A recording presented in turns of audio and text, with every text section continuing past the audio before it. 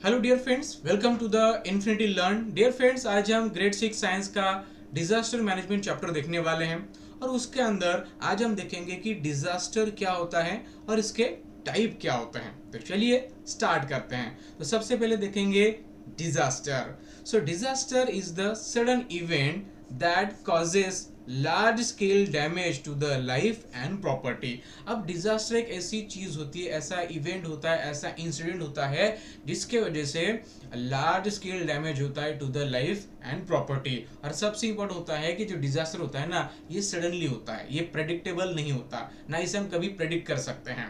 ये चीज आपको यहाँ पर याद रखनी है। और जब आप इसकी डेफिनेशन लिखते हो ना, तो इसके अंदर दो वर्ड बहुत इंपॉर्टेंट है। एक मतलब सडन और दूसरा मतलब लार्ज। ठीक है, ये दो वर्ड इस डेफिनेशन के अंदर होने ही चाहिए। ठीक है फ्रेंड्स, देखो फ्रेंड्स, आज यहाँ पर हम कुछ रियल लाइफ एग्जाम्पल की भी बात करते हैं।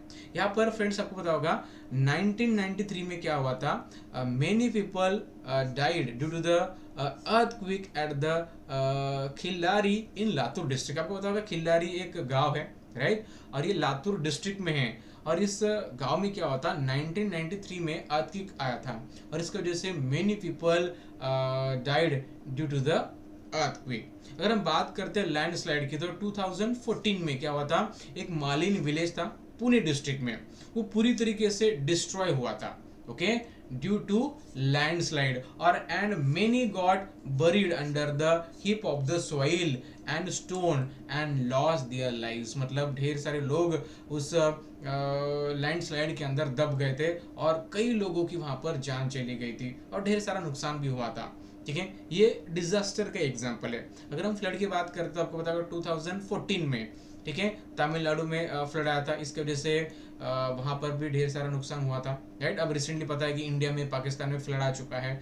तो ये जो सारे एग्जाम्पल है ना, ये डिजास्टर की रिलेटेड है, राइट। चलो, अब डिजास्टर के यहाँ पर हम दो मेन टाइप के बारे में डिस्कस करते हैं।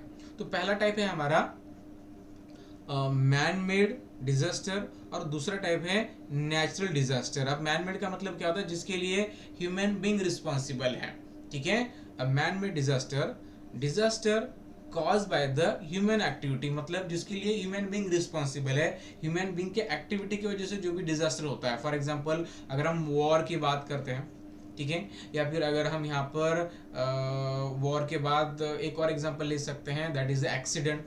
मान लीजिए कहीं पर अगर एक्सीडेंट हो गया किसी बस का, कार का, ओके, तो ये भी एक मैन मेड डिजास्टर के अंदर ही आता है। देन बात करते हैं नेचुरल डिजास्टर की।